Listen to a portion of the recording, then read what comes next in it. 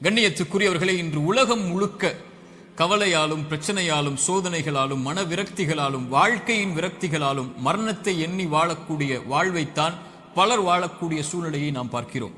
குறிப்பாக வாலிப சமூகத்துடைய ஆண்களும் பெண்களும் பெரும்பான்மையாக இந்த நிலையில் இருக்கக்கூடிய காட்சியைத்தான் நம்மால் பார்க்க முடிகிறது. அல்லாஹுடைய தூதர் ஸல்லல்லாஹு அலைஹி வஸல்லம் இந்த காலம் மறுமை நெருங்கும் போது வரும் என்று சொன்னார்கள்.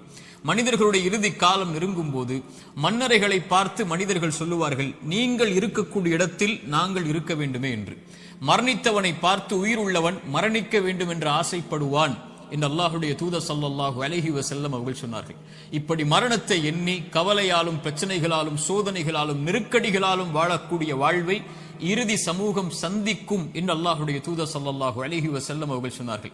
இன்று இதற்காக மருத்துவமனைகள் உருவாகிவிட்டது, இதற்காக மருத்துவர்கள் உருவாகிவிட்டார்கள். இதுவே மிகப்பெரிய ஒரு அம்சமாக சமூகத்தில் மாறிக்கொண்டிருக்கிறது. இப்படி சோதனையான காலத்தில் நீங்கள் சோதனைகளை சந்தித்துக் கொண்டிருந்தால், நோயால், செல்வ இழப்பால், கண்ணிய இழப்பால் அல்லது வாழ்க்கையின் நெருக்கடிகளால், உறவுகளுடைய பிரிவால், இது போன்ற எந்த சோதனையில் நீங்கள் சிக்குண்டிருந்தாலும் இந்த செய்தியை செவிதாழ்த்தி கேளுங்கள். இந்த சோதனைகளில் நீங்கள் தனியாக இல்லை, உங்களுடைய இறைவன் உங்களோடு தான் இருக்கிறான். மீண்டும் சொல்கிறேன், இந்த சோதனைகள் எதுவாயினும் கவலை கொள்ளாதீர்கள், நீங்கள் தனியாக இல்லை, இறைவன் உங்களோடு தான் இருக்கிறான். அந்த செய்தி தான் நான் இப்போது உங்களுக்கு சொல்லக்கூடிய செய்தி. குர்ஆன் சொல்லுகிறது, வனப்லூக்கும் பிஷ்ஷர்ரி வல் கைரி ஃபித்னா. அல்லாஹ் நலவிலும் தீயதிலும் சோதனைகளை கொடுப்பான். இறைவனை பொறுத்தவரை நலவை இறைவன் கொடுப்பதும் ஒரு தீயதை உங்களை அணுக வைப்பதும் இரண்டும் இறைவனை பொறுத்தவரை சோதனைதான். உலகத்தை படைத்து மனிதர்களை இந்த உலகத்திலே அனுப்பும் போதே இறைவன் கூறிவிடுகிறான், வலனப்லுவன்னக்கும், நிச்சயமாக திட்டமாக நான் உங்களை சோதித்தே தீருவேன். பசியை கொண்டு சோதிப்பேன், பயத்தை கொண்டு சோதிப்பேன், செல்வ இழப்புகளை கொண்டு சோதிப்பேன், தொழிலின் நஷ்டத்தை கொண்டு சோதிப்பேன், உயிரிழப்புகளை கொண்டு உங்களை நான் சோதிப்பேன் என்று இறைவன் சோதித்தே தீருவான் என்று கூறிதான் மனித இனத்தை இந்த பூமியிலேயே அனுப்பி இருக்கிறான். இந்த பூமியிலேயே சோதனைகளில் இருந்து நீங்கி ஒரு சமூகம் வாழ வேண்டும் என்றால் அவர்கள் யாராக இருப்பார்கள் தெரியுமா? நபிமார்கள், இறை தூதர்கள். ஆனால் அந்த இறை தூதர்கள் தான் இந்த பூமியிலேயே அதிகம் சோதிக்கப்பட்டவர்கள். சோதனை எனக்கும் உங்களுக்கும் மட்டும் இறைவனால் கொடுக்கப்படுவதல்ல, நபிமார்கள் தான் இந்த உலகத்திலே சோதனை கொடுப்பதற்கு முதலாவதாக இறைவனால் தேர்ந்தெடுக்கப்படுபவர்கள். குர்ஆன் சொல்லுகிறது, நபிமார்கள் நிராசை அடைந்து நாங்கள் பொய்ப்பிக்கப்பட்டு விட்டோம் என்று எண்ணும் அளவிற்கு அவர்கள் நிராசை அடையும் போதுதான் அந்த சோதனையால், அந்த சிரமங்களால், அந்த கஷ்டங்களால் இறைவன் அவர்களுக்கு வெற்றியை அளிப்பான் என்று குர்ஆன் சொல்லுகிறது. இறை தூதர் ஸல்லல்லாஹு அலைஹி வஸல்லம் அவர்களிடத்திலே கேட்கப்பட்டது, இந்த பூமியிலேயே அதிகமாக சோதனைக்கு உள்ளாக்கப்பட்டவர்கள் யார் என்று. அல்லாஹ்வின் தூதர் ஸல்லல்லாஹு அலைஹி வஸல்லம் அவர்கள் சொன்னார்கள், நபிமார்கள். அவர்களுக்கு பிறகு நல்லவர்கள், அவர்களுக்கு பிறகு அவர்களை பின்தொடர்பவர்கள், அவர்களை பின்தொடர்பவர்கள் என்று அல்லாஹ்வுடைய தூதர் ஸல்லல்லாஹு அலைஹி வஸல்லம் அவர்கள் சொன்னார்கள். மனிதர்களுடைய எல்லோருடைய வாழ்க்கையிலும் இந்த எல்லா சோதனைகளும் பொதுவானது. நானும் நீங்களும் மட்டும் சோதனையில் உள்ளாக்கப்படுவதில்லை என்ற நியதியை நாம் புரிந்து கொள்ள வேண்டும். நமது வலதுபுறம் இடதுபுறம் இருக்கக்கூடிய எல்லோர்களும் சோதிக்கப்படுகிறார்கள். இப்போது பாருங்கள், பலஸ்தீனிலே முஸ்லிம்கள் படக்கூடிய பிரச்சனைகள், அவர்கள் சந்திக்கக்கூடிய சிரமங்கள், அவர்கள் சந்திக்கக்கூடிய உயிரிழப்புகள், பசியால் வாழக்கூடிய மனிதர்கள் நமக்கு முன்னால் வாழ்ந்து கொண்டிருக்கிறார்கள். தண்ணீர் கிடைக்காமல் தாகத்திலே கடல் நீரை குடிக்கக்கூடிய மக்கள் இன்று பலஸ்தீனிலே உண்டு. பசியால் புல்லை, விலங்கினங்களுடைய கழிவை சாப்பிடக்கூடிய மக்களாக இன்று பலஸ்தீன் மக்கள் பசியால் தாகத்தால் வாடுகிறார்கள். மனைவி இல்லை, குழந்தைகள் இல்லை, கணவன் இல்லை, உறவுகள் இல்லை. ஒரு கடைக்கு சென்று திரும்பி வந்த பெண்ணுக்கு குடும்பம் முழுக்க மண்ணில் புதைந்திருக்கிறது. அவர்களுக்கு உணவுக்கு வாய்ப்பில்லை, தண்ணீருக்கு வாய்ப்பில்லை, ஒதுங்குமிடத்திற்கு வாய்ப்பில்லை, பாதுகாப்பிற்கு வாய்ப்பில்லை. அவர்கள் தொழுவதற்கு மஸ்ஜிதுகள் இல்லை பலஸ்தீனில். இந்த சோதனைகளுக்கு முன்னால் எல்லாம் என்னையும் உங்களையும் நிறுத்தி பாருங்கள். நம் சோதனைகள் எல்லாம் ஏமாத்திரம். என்ன அளவு சோதனைகளை சந்திக்கிறோம். இப்படி மனித இனத்தில் அல்லாஹ் அவன் நாடியவர்களை அவன் நாடிய அளவு சோதனைகளை கொடுத்து நெருக்கிக் கொண்டே இருப்பான். இந்த சோதனையில் இருக்கக்கூடிய எனக்கும் உங்களுக்கும் குர்ஆனும் சுன்னாவும் சொல்லக்கூடிய மருந்துகள் என்ன தெரியுமா? முதலாவது மருந்து எடுத்துக்கொள்வோம், அல் ஈமானு பில் கதரி கைரிஹி வ ஷர்ரிஹி. நன்மையாயினும் தீயதாயினும் எதுவாயினும் என் இறைவனின் புறத்திலிருந்துதான் என்னை வந்தடைகிறது. அவன் இந்த சோதனை வருவதற்கு முன்னதாகவே அந்த விதியை நிர்ணயித்திருக்கிறான், அதை அறிந்திருக்கிறான். அந்த சோதனை எனக்கு வருகிறது. இதன் மூலமாக இறைவன் என்னை சுத்தப்படுத்த, என் அந்தஸ்தை உயர்த்த நாடுகிறான், அல்லது என்னை நான் செய்யும் பாவங்களால் தண்டிக்க நாடுகிறான். இதை பின்னால் விளக்குகிறேன்.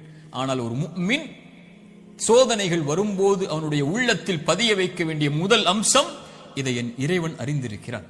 வமா தஸ்குது மின் வரகத்தின் இல்லா யஅலமுஹா.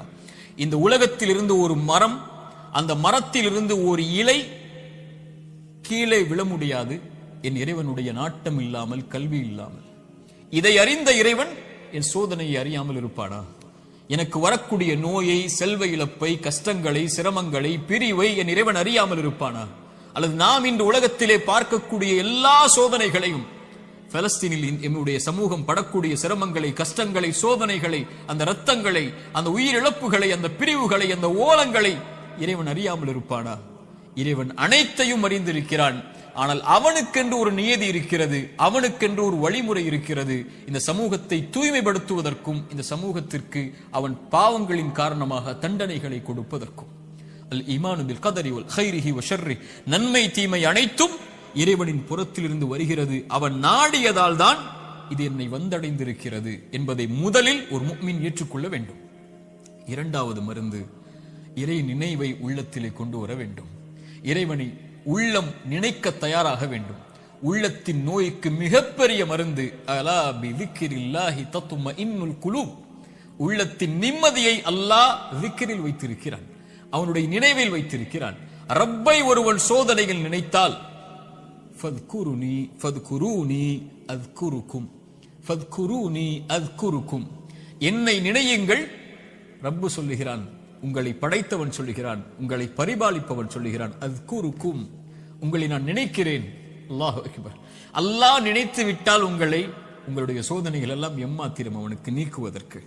உங்கள் நோயில் இறைவன் உங்களை நினைத்து விட்டால் அவனை தவிர வேறு யார் உங்களுக்கு மருந்தை கொடுத்து அந்த நோயை நீக்க முடியும்? செல்வ இழப்பை நீக்க முடியும், பிரிவுடைய கவலைகளை நீக்க முடியும், வாழ்வின் பிரச்சனைகளை நீக்க முடியும். அல்லாஹ்வுடைய தூதர் ஸல்லல்லாஹு அலைஹி வஸல்லம் சொன்னார்கள், அல்லாஹ் கூறுவதாக, ஒரு அடியான் என்னை எப்படி நினைக்கிறானோ அது போன்றே நானும் அவனை நினைக்கிறேன். அவன் என்னை நினைத்தால் நான் அவனோடு இருந்து விடுகிறேன். அவன் என்னை தனிமையில் நினைத்தால் நானும் அவனை தனிமையில் நினைக்கிறேன்.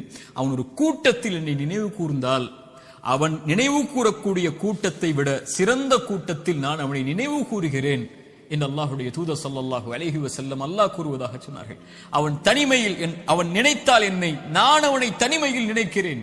என்னை நினைத்தால் நான் அவனோடு தான் இருக்கிறேன் என்று அல்லாஹ் கூறுகிறான். அல்லாஹ் உங்களோடு இருந்தால் ஏன் கவலை?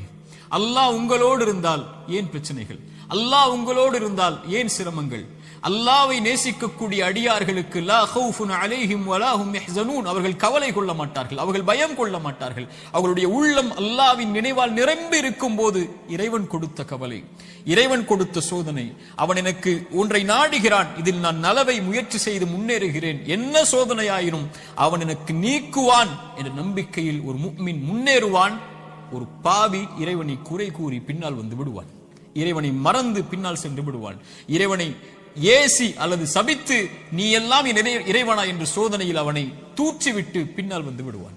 ஒரு முஃமின் அவனை அதிகம் அதிகம் நினைவு கூறுவதற்கு தயாராகுவான். மூன்றாவது துஆ, அவனை அழைக்க வேண்டும், நினைத்த இறைவனை அழைக்க வேண்டும். அழைப்பதுதான் சோதனைகளை நீக்கும். கரம் ஏந்தி உங்களுடைய சோதனைகளை முறையிட்டு நீங்கள் அல்லாஹ்வை அழைக்காமல் சோதனை நீங்கும் என்று நினைப்பது பகலில் கனவு காண்பதுதான். நடக்கவே நடக்காது. இறைவனை அழைத்தால் தான் சோதனைகள் நீங்கும். நபிமார்கள் அழைத்தார்கள், நபி யூனுஸ் அழைத்தார்கள் அல்லாஹ்வை, லா இலாஹ இல்லா அன்த சுப்ஹானக் இன்னி குன்து மினல் ஸாலிமீன். உறவுகளை விட்டு நீங்கி, உலகத்தை விட்டு நீங்கி செய்த ஒரு சிறிய தவறால் மீன் வயிற்றில் அகப்பட்டு இருளில் கிடக்கக்கூடிய ஒரு நபி, அவர்களுக்கு தெரியும் இந்த இருளில் இருந்து யாரும் என்னை நீக்க முடியாது, என்னை விலக்கி கொண்டு வர முடியாது, மீன் வயிற்றுடைய இருள் சூழ்ந்திருக்கிறது. உங்களுடைய வாழ்க்கையும் இருளால் சூழப்பட்டிருந்தால் அல்லாஹ்வுடைய தூதர் சொன்னார்கள், யூனுஸ் அழைத்த அந்த பிரார்த்தனையை நீங்களும் அழையுங்கள், அல்லாஹ் உங்களையும் அந்த பிரச்சனையில் இருந்து நீக்குவான். லா இலாஹ இல்லா அன்த சுப்ஹானக், வணக்கத்துக்குரிய இறைவனை, உன்னை தவிர வணங்கத் தகுதியானவன் யாரும் இல்லை, நீ பரிசுத்தமானவன். இன்னி குன்து மினல் ஸாலிமீன், நான் அநீதம் செய்பவன் யா அல்லாஹ், அநீதத்திற்கு உள்ளானவன் யா அல்லாஹ், எனக்கு இந்த சோதனைகளை நீக்கு யா அல்லாஹ் என்று அவன் கேட்பான். அல்லாஹ் அந்த சோதனையை நீக்குவான். நான் செய்த பாவத்தால் எனக்கு இந்த சோதனை என்றால் இதோ விடுகிறேன் யா அல்லாஹ், நீக்கு யா அல்லாஹ். நபி யூனுஸ் அழைத்தார், அல்லாஹ் நீக்கினான். நபி மூசா அழைத்தார், அல்லாஹ் நீக்கினான். நபி இப்ராஹிம் அழைத்தார்கள், அல்லாஹ் நீக்கினான். நபி தாவூத் அழைத்தார்கள், அல்லாஹ் நீக்கினான். நபி நூஹ் அழைத்தார்கள், அல்லாஹ் நீக்கினான். நபி ஜக்கரியா அழைத்தார்கள், அல்லாஹ் நீக்கினான். நபி அய்யூப் அழைத்தார்கள், அல்லாஹ் நீக்கினான். முஹம்மது ரசூலுல்லாஹ் ஸல்லல்லாஹு அலைஹி வஸல்லம் அழைத்தார்கள், அல்லாஹ் நீக்கினான். நாம் அழைத்தோமா அல்லாஹ்வை? நாம் கேட்டோமா அல்லாஹ்விடத்தில்? நாம் முறையிட்டோமா, யா அல்லாஹ் இந்த சோதனையால் சிரமப்படுகிறேன், அவதிப்படுகிறேன், கஷ்டப்படுகிறேன், இன்னல் படுகிறேன், கண்ணீர் வடிக்கிறேன், எனக்கு இந்த சோதனையை நீக்கு யா அல்லாஹ். என் பாவத்தின் மூலமாக வந்திருந்தால் இதோ இந்த பாவங்களை விட்டு விலகி வருகிறேன் யா அல்லாஹ், என் கவலையை நீக்கு என்று கேட்டிருக்கிறோமா? அல்லாஹ்வுடைய தூதர் ஸல்லல்லாஹு அலைஹி வஸல்லம் ஒரு நபித்தோழரை பார்க்கிறார்கள். பள்ளியில் தொழுகை அல்லாத நேரத்தில் அவரை பார்த்து கேட்டார்கள், ஏன் தோழரே பள்ளிக்கு வந்திருக்கிறாய் இந்த நேரத்தில்? அவர் சொன்னார், யா ரசூலல்லாஹ், கடன், யா ரசூலல்லாஹ், கவலைகள், உள்ளம் நிரம்பி இருக்கிறது அல்லாஹ்வின் தூதரே. அல்லாஹ்வுடைய தூதர் ஸல்லல்லாஹு அலைஹி வஸல்லம் சொன்னார்கள், நான் உனக்கு ஒரு துஆவை சொல்லித் தருகிறேன், அதை நீ ஓதினால் அல்லாஹ் ரப்புல் ஆலமீன் உனக்கு இந்த சோதனைகளில் இருந்து வெளியேறக்கூடிய வாய்ப்பை அல்லாஹ் ரப்புல் ஆலமீன் உனக்கு தருவான். என்ன அல்லாஹ்வின் தூதரே அந்த பிரார்த்தனை? அல்லாஹும்ம இன்னி அஊது பிக மினல் ஹம்மி வல் ஹஸன், அல்லாஹும்ம இன்னி அஊது பிக மினல் ஹம்மி வல் ஹஸன். யா அல்லாஹ், என்னுடைய துக்கம், என்னுடைய எதிர்காலம் என்ன ஆகப் போகிறது? நான் எதை நோக்கி செல்லப் போகிறேன்? என்னுடைய வருமானம் என்ன ஆகப் போகிறது?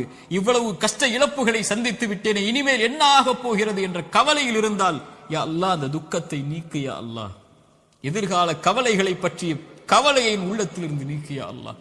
வல் ஹஸன், என்னுடைய முன்னால் நான் செய்த பாவங்கள், முன்னால் என் வாழ்க்கையில் நடந்த நிலைகள், நான் சந்தித்த இழப்புகள், அதனால் என் உள்ளம் துவண்டிருக்கிறது. எதிர்காலத்தை பற்றியும் கடந்த காலத்தில் நான் செய்ததை பற்றியும் என்னுடைய உள்ளம் கவலை கொண்டு நடக்க முடியாமல், நகர முடியாமல் இருக்கிறேன் யா அல்லாஹ், அதை நீக்கு யா அல்லாஹ்.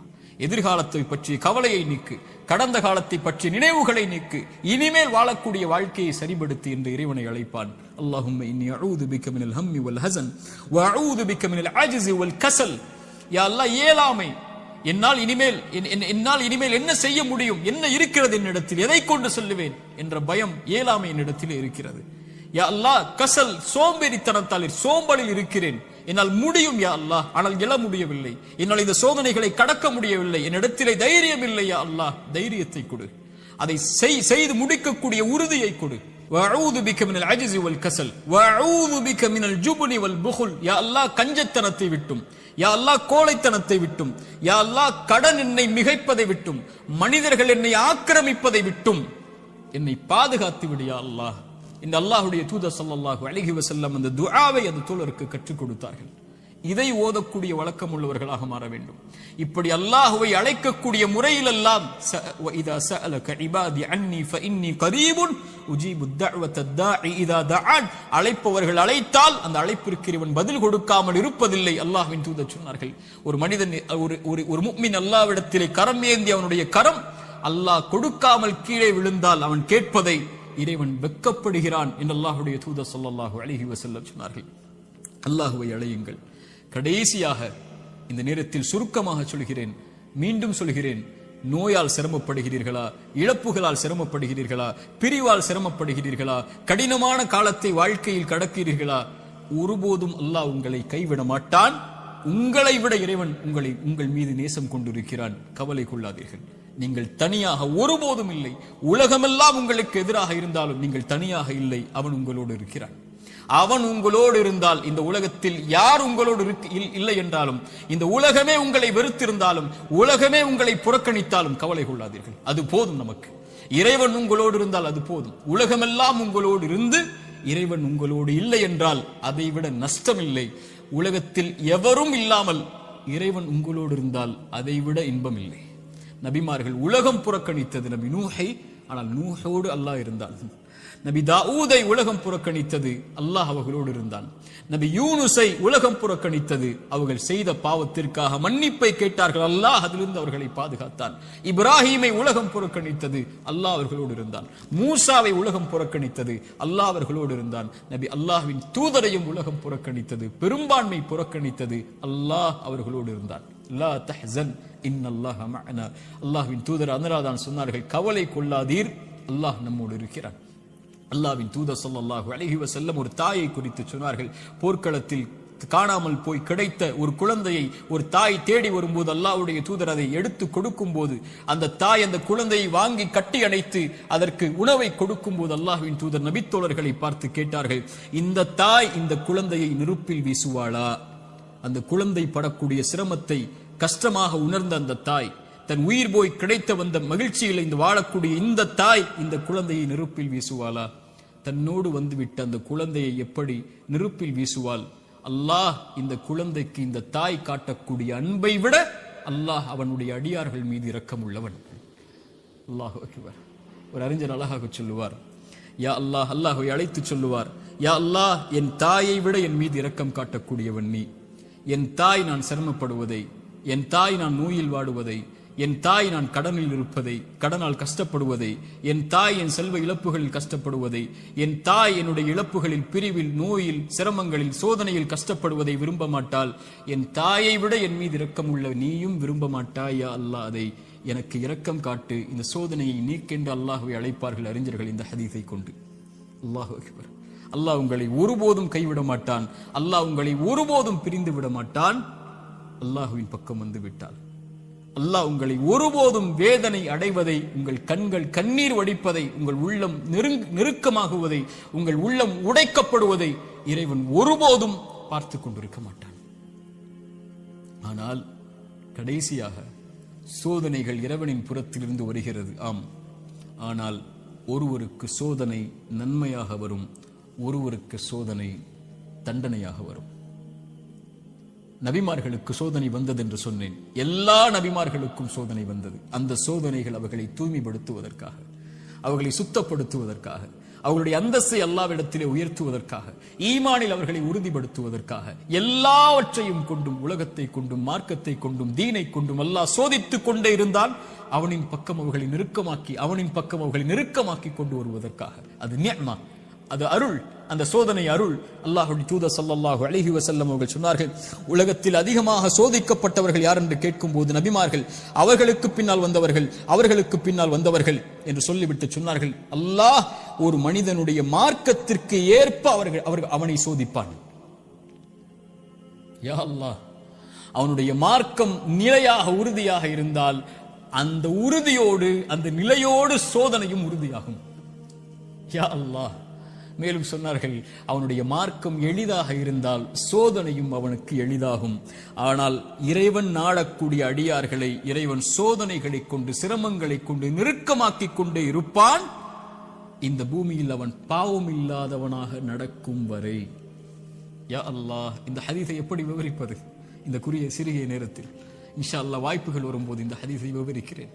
அல்லாஹ் சோதனைகளை கொண்டு ஒரு மனிதனை பக்குவப்படுத்துவான், நிலைப்படுத்துவான், முன்னேற்றுவான். அவனுக்கு அடுத்த கட்டத்தை நோக்கி அவனுடைய வாழ்வை நகர்த்துவான். அவன் அதன் மீது நம்பிக்கை கொண்டிருப்பான். நலவு வந்தால் அல்ஹம்துலில்லாஹ், சோதனை வந்தாலும் அல்ஹம்துலில்லாஹ், அல்லாஹ்வை புகழ்வான், அல்லாஹ்விடத்திலே உதவி தேடுவான். இவன் முஃமின். ஆனால் பாவி, இறைவன் சோதனையை கொடுத்தால் அல்லாஹ்வை விட்டு விலகுவான், சோதனையை கொடுத்தால் பாவங்களை நோக்கி செல்லுவான், சோதனையை கொடுத்தால் இறைவனை மறந்து விடுவான். அது நலவின் சோதனையாக இருந்தாலும் பாவத்தின் சோதனையாக இருந்தாலும். இந்த குர்ஆனின் எச்சரிக்கை மிக்க இந்த வசனத்தை கேளுங்கள். ஃபலம்மா நஸூ மா துக்கிரு பிஹி, எம் நினைவை விட்டு நீங்கள் மறந்து வாழும் போது, ஃபதஹ்னா அலைஹிம் அபுவாப குல்லி ஷை, வானத்தின் கதவுகள் எல்லாம் திறக்கப்படும், என்ன வேண்டுமோ கிடைக்கும். ஹத்தா இதா ஃபரிஹு மா ஊது, அல்லாஹ் கொடுத்ததை கொண்டு அவர்கள் நிம்மதியோடு வாழ்ந்து கொண்டிருக்கும் போது, அது சோதனை என்று அறியாத அந்த பாவிகளுக்கு அஹத்னாஹும் பக்ததன், திடீரென்று அல்லாஹ் பிடித்து அவர்களை நஷ்டவாளிகளாக மாற்றி விடுவான். அல்லாஹ்வின் தூதர் ஸல்லல்லாஹு அலைஹி வஸல்லம் சொன்னார்கள், அடியானுக்கு அல்லாஹ் ஒரு சோதனையை இந்த உலகத்திலே விரைவுபடுத்துகிறான் என்றால் அவனுக்கு அல்லாஹ் ரப்புல் ஆலமீன் நலவை நாடுகிறான். அல்லாஹ் அவனுக்கு சோதனையை தாமதப்படுத்துகிறான் என்றால் பாவங்களின் காரணமாக நாளை மறுமையில் அவனுக்கு அல்லாஹ் ரப்புல் ஆலமீன் அதை கொடுப்பதற்கு அல்லாஹ் காத்திருக்கிறான். தீயதாக நல்லவருக்கு சோதனையை உலகத்திலேயே கொடுத்து அல்லாஹ் அவனை நெருக்கமாக்கி விடுவான். பாவியை விடுவான் அல்லது பிடிப்பான். பிடித்தாலும் விட்டாலும் அவன் அழிவது நிச்சயம். அல்லாஹ் ரப்புல் ஆலமீன் அப்படிப்பட்ட பாவங்களை விட்டு அல்லாஹ் எம்மை பாதுகாப்பானாக. நல்லவர்களுக்கு சோதனை அருள். அவர்கள் அனுபவிக்கக்கூடிய ஒவ்வொரு கண்ணீர் துளிக்கும், ஒவ்வொரு சிரமத்திற்கும் ஒவ்வொரு கவலைக்கும், ஒவ்வொரு துக்கத்திற்கும், ஒவ்வொரு அழைப்பிற்கும், அவர் காலில் ஒரு முள் தைத்தால் கூட அவர் படக்கூடிய இன்னலுக்கும் அல்லாஹ் பாவங்களை அழித்துக் கொண்டே இருப்பான். ரசூலுல்லாஹ் சொன்னார்கள் ஸல்லல்லாஹு அலைஹி வஸல்லம், ஆனால் பாவி படக்கூடிய ஒவ்வொரு சோதனையும் அவன் மீண்டு அல்லாஹ்விடத்திலே செய்த பாவங்கள் எதுவாயினும், அவன் கடந்த காலம் எதுவாயினும், எவ்வளவு கொடிய பாவங்களை வைத்திருந்தாலும் அவன் பாவத்திலிருந்து விலகாமல் சோதிக்கப்படும் போது நன்மையை நோக்கி செல்லாமல் இருந்தால் அவனுக்கு இந்த உலக வாழ்வும் மறுமையும் அழிவுதான். சோதிக்கப்பட்டால் உள்ளத்திடம் கேளுங்கள், நன்மையில் இருக்கிறாயா, பாவத்தில் இருக்கிறாயா? நன்மையில் இருந்தால் இது உனக்கு அருளின் சோதனை, முன்னேறு, வெளிச்சம் உனக்கு முன்னால் இருக்கிறது, நடந்து சென்று கொண்டே இரு, இந்த இருள் நீங்கிவிடும். இருளுக்கு பிறகு பகல், துன்பத்திற்கு பிறகு இன்பம், நோய்க்கு பிறகு சுகம், இப்படி உலகம் மாறி மாறி உனக்கு கொடுக்கும். ஓடிவிடு நன்மையை தேடி. வெளிச்சம் உன் வாழ்க்கையில் விரைவில் வரும், மிகப்பெரிய வெளிச்சமாக. நீ ஒரு மாதம் சிரமப்படுவாய், ஆனால் நீ கடக்க வேண்டிய இந்த மாதத்தை அல்லாஹ்வின் நம்பிக்கையில் நன்மையில் கடந்து விட்டால் நீ வருடம் முழுக்க நிம்மதியோடு இருப்பாய். 3 நாள் 4 நாட்கள் நோயில் சிரமப்பட்டால் கவலை கொள்ளாதே. அந்த நோயை அல்லாஹ்வின் நன்மைகளை எதிர்பார்த்து காரணிகளை எடுத்துக்கொண்டு களி, அல்லாஹ் உனக்கு அதற்கு பிறகு மிகப்பெரிய சுகத்தை வைத்திருக்கிறான். ஆனால் பாவத்தில் இவை அனைத்தையும் நீங்கள் சந்தித்தால், பாவம் உங்களிடத்திலே இருந்தால், யா அஹி யா உக்தி, என் தோழரே, என் சகோதரியே, அல்லாஹ்விற்காக அதை விடுங்கள். அல்லாஹ் உங்களை அரவணைக்க காத்துக் கொண்டிருக்கிறான். அவனை நோக்கி வந்து விடுங்கள். உங்கள் வாழ்வின் கவலைகள், பிரச்சனைகள், துன்பங்கள் இவை அனைத்தையும் இறைவன் நீக்கி விடுவான். அல்லாஹ் அப்படிப்பட்ட வாழ்வை எமக்கு தரட்டும். அல்லாஹ் இந்த அறிவுரை எனக்கும் உங்களுக்கும் அறிவுரையாக்கட்டும். இதன் மூலமாக எங்களுடைய வாழ்வை இறைவன் செழிப்பாக்கட்டும். உலக சமூகத்திலே முஸ்லிம் சமூகம் படுகின்ற இன்னல்கள், கஷ்டங்கள், பிரச்சனைகள், சோதனைகள், குறிப்பாக பலஸ்தீனில் நம்முடைய சகோதர சகோதரிகள் படக்கூடிய எல்லா இன்பங்கள், எல்லா இழப்புகளுக்கும், எல்லா சோதனைகளுக்கும், எல்லா துன்பங்களுக்கும் அல்லாஹ் விரைவில் மிகப்பெரிய வெற்றியோடு அல்லாஹ் வெளிச்சத்தை தரட்டும். அகூலு கௌலி ஹாதா அஸ்தக்ஃபிருல்லாஹ் லீ வலக்கும். அஸ்ஸலாமு அலைக்கும் வரஹ்மத்துல்லாஹி வபரகாத்துஹு.